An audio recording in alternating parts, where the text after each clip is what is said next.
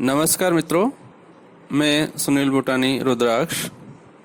आज 30 सितंबर है और 30 सितंबर अंतर्राष्ट्रीय अनुवाद दिवस के रूप में भी मनाया जाता है। इस संबंध में मैंने एक लेख तैयार किया है जो आप सभी से साझा करना चाहता हूं और मुझे विश्वास है कि आपको यह लेख पसंद आएगा और आपके लिए लाभदायक भी सिद्ध होगा। अंतर्राष्ट्रीय सहयोग, सुरक्षा, आर्थिक विकास, सामाजिक प्रगति, मानवाधिकारों तथा विश्व शांति के उद्देश्यों को लेकर 24 अक्टूबर 1945 को स्थापित सर्वोच्च वैश्विक संस्था संयुक्त राष्ट्र के 193 सदस्य देश हैं। यूएन को विश्व संसद भी कहा जाता है। इस विश्व संसद में बनाए जाने वाले कानून और नियम इस संस्था के सभी सदस्य देशों पर लागू होते हैं। इस संस्था के सभी सदस्य देशों की अपनी अपनी राजभाषा है, जिसमें उनके देश की शासन व्यवस्था काम करती है। प्रत्येक सदस्य देश की राजभाषा इस संस्था की राजभाषा हो, ऐसा व्यावहारिक रूप से संभव नहीं है।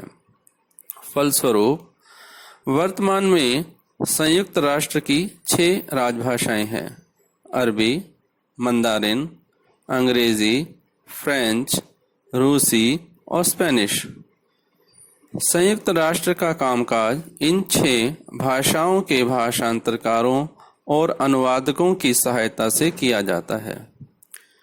यूएन की बैठकों में इसके सदस्य देशों के प्रतिनिधि अपनी अपनी भाषा में अपने विचार प्रकट कर सकते हैं, लेकिन यदि किसी सदस्य देश का प्रतिनिधि यूएन की आधिकारिक 6 भाषाओं से इतर किसी अन्य भाषा में अपना वक्तव्य देता है, तो संबंधित देश के अधिकारियों द्वारा उस वक्तव्य का यूएन की 6 भाषाओं में से किसी एक भाषा में वक्तव्य का लिखित पाठ यूएन सचिवालय को उपलब्ध करवाना होता है। ऐसे प्रतिनिधियों के वक्तव्य भाषांतरकारों के माध्यम से यूएन की 6 भाषाओं में समानांतर रूप से उपलब्ध करवाए जाते हैं। यूएन की बैठकों में वक्तव्य देने वाले सदस्य देशों के प्रतिनिधियों के वक्तव्यों को यूएन की भाषाओं में लिखित एवं ऑडियो रूप में संग्रहित किया जाता है। इस तरह वैश्विक संस्था यूएन अनुवाद के माध्यम से सभी सदस्य देशों को एक मंच पर स्थापित किए हुए है। यूएन की प्रासंगिकता एवं सफलता में अनुवाद की भूमिका को स्वीकार करते हुए यूएन की आम सभा ने 24 मई 2017 को एक संकल्प अंगीकृत करते हुए अनुवादकों के संरक्षक संत माने जाने वाले बाइबल के अनुवादक संत जेरोम की पुण्यतिथि 30 सितंबर को अंतर्राष्ट्रीय अनुवाद दिवस घोषित किया था। आपको ये जानकर आश्चर्य होगा कि यूएन विश्व में भाषा एवं अनुवाद से जुड़े विशेषज्ञों के सबसे बड़े नियोक्ताओं में से एक है। बहुभाषा भाषी विश्व के देशों के बीच परस्पर राजनयिक, सांस्कृतिक एवं व्यापारिक संबंधों के निर्माण में अनुवादक और भाषांतरकार महत्वपूर्ण भूमिका अदा कर रहे हैं। बाइबल में कहा गया है कि सृष्टि के प्रारंभ में संपूर्ण विश्व में एक ही भाषा और बोली होती थी और लोग संगठित होकर असंभव को संभव बनाने में सफलता पाने की ओर बढ़ रहे थे।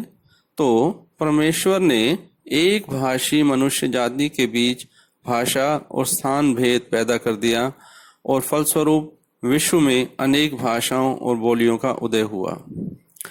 यदि हम इस घटना को स्वीकार करते हैं तो विश्व के बहुभाषी लोगों को आपस में वापस एक सूत्र में पिरोने का चमत्कारी और कार्य अनुवादकों और भाषांतरकारों के माध्यम से संपन्न हो रहा है।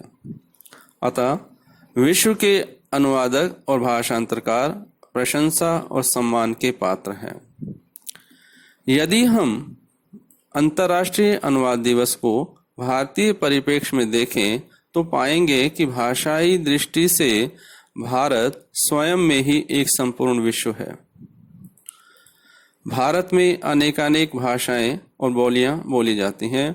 भारत के विभिन्न भाषाओं के बोलने वाले लोगों को आपस में जोड़ने का कार्य अनुवादक और भाषांतरकार कर रहे हैं। विश्व व्यापार के क्षेत्र में भारत अग्रणी देशों में शुमार है। भारत की कंपनियां विश्व की अनेक कंपनियों के साथ व्यापार कर देश के विदेशी मुद्रा भंडार को भरने में महत्वपूर्ण भूमिका अदा कर रही हैं। भारतीय तथा बहुराष्ट्रीय कंपनियों ने अनुवाद और भाषांतरण का सबसे अधिक सहारा लिया है। आज देश विदेश की बड़ी कंपनियां अपने ग्राहकों की भाषा में अपने उत्पाद बेचकर मुनाफा कमा रही हैं। व्यापारियों की भाषा होती है पैसा। उन्हें जिस भाषा के माध्यम से ज़्यादा मुनाफा होगा वे उसी भाषा में व्यापार करेंगे। यही कारण है कि आज मीडिया के सभी माध्यमों पर हिंदी एवं भारतीय भाषाओं के विज्ञापनों की भरमार है। यदि अनुवादकों और भाषांतरकारों को भारतीय अर्थव्यवस्था की संपन्नता के रथ का सारथी कहा जाए तो अतिशयोक्ति नहीं होगी। भारत में राजनीतिक, प्रशासनिक, आर्थिक, शैक्षणिक, साहित्यिक, बौद्धिक, सामाजिक, रोजगार आदि क्षेत्रों की व्यवस्था का प्रबंधन अनुवादकों एवं भाषांतरकारों के योगदान से ही संभव हो रहा है। इस तरह जब भारत सहित विश्व के सर्वांगीण विकास में अनुवादकों और भाषांतरकारों की भूमिका सिद्ध हो चुकी है तो कुशल अनुवादकों एवं भाषांतरकारों के निर्माण और उनके कल्याण के लिए निम्नलिखित कदम उठाए जाने की आवश्यकता है। पहला है, शैक्षणिक संस्थानों द्वारा अनुवाद एवं भाषांतरण के पाठ्यक्रम व्यवहारपरक और भारत सहित विश्व बाजार की ज़रूरतों को ध्यान में रखते हुए तैयार किए जाने चाहिए। इसके साथ ही इन पाठ्यक्रमों के विद्यार्थियों को इंटर्नशिप करवाई जानी चाहिए और तकनीकी ज्ञान दिया जाना चाहिए। भारत सहित विश्व के अनुवादकों एवं भाषांतरकारों का राष्ट्रीय वैश्विक रजिस्टर बनाया जाना चाहिए ताकि सेवा प्राप्तकर्ताओं और सेवा प्रदाताओं के बीच सीधे संपर्क स्थापित किया जा सके।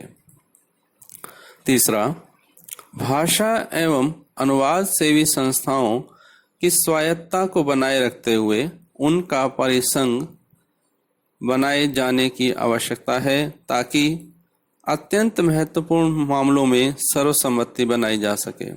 नंबर 4,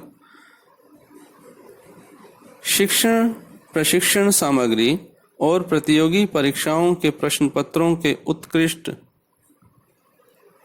अनुवाद सुनिश्चित किए जाने चाहिए ताकि विद्यार्थी और रोजगार की दौड़ में शामिल अभ्यर्थी दोनों अपनी अपनी पसंद की भाषाओं के माध्यम से शिक्षा और रोजगार प्राप्त कर सकें। नंबर 5, अनुवाद एवं भाषांतरण और अनुवादकों एवं भाषांतरकारों से जुड़ी सभी जानकारियां एक ही वैश्विक मंच यानी एक ही वेबसाइट पर उपलब्ध होनी चाहिए, जिनमें पाठ्यक्रम चलाने वाली संस्थाओं की जानकारी, इंटर्नशिप करवाने वाली संस्थाओं की जानकारी, निजी एवं सरकारी क्षेत्रों में अंशकालिक एवं पूर्णकालिक भर्ती तथा स्वतंत्र यानी फ्रीलांसिंग कार्य के विज्ञापन, सभी भाषाओं एवं क्षेत्रों के शब्दकोश एवं मानक शब्दावली आदि होने चाहिए। अतः अंतर्राष्ट्रीय अनुवाद दिवस 2020 के अवसर पर यूएन में भारत सहित विश्व के सभी सदस्य देशों को अनुवाद एवं भाषांतरण के क्षेत्र में विकास और कुशल अनुवादकों एवं भाषांतरकारों के निर्माण एवं कल्याण के लिए महत्वपूर्ण कदम उठाने चाहिए। भारत सहित विश्व के सभी देशों में यह दिन भव्य तरीके से मनाया जाना चाहिए ताकि विश्व के लोगों का ध्यान आकर्षित किया जा सके और वे अनुवादकों और भाषांतरकारों के प्रति अपनी कृतज्ञता प्रकट कर सकें। धन्यवाद।